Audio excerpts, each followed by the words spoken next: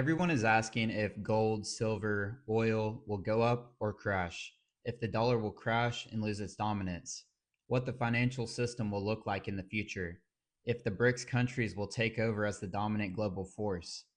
I've got a theory that I think will play out, but first, I need you to shift your perspective on how the current financial system looks from a fragmented system trading assets and commodities to a system that will operate completely differently. A system that will use one decentralized foundation to transact value smoothly and efficiency to any other asset, saving anyone involved time and money.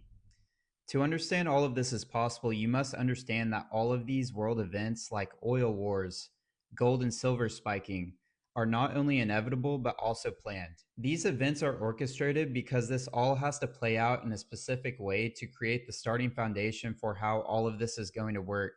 And if you think in this way, you will be ahead of the game and be able to watch all of this play out. This theory that I have is about commodities like gold and silver being repriced to their true value and no longer being manipulated. Why countries and banks have been stacking physical commodities and de risking from their paper holdings of these commodities. Why XRP will be used as the underlying bridge asset to settle these commodities as new settlement assets for global trade.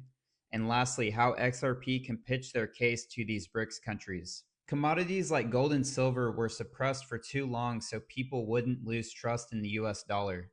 This was important because the US dollar needed to remain strong because it was the primary currency used in oil trade, and also gold was priced in US dollars.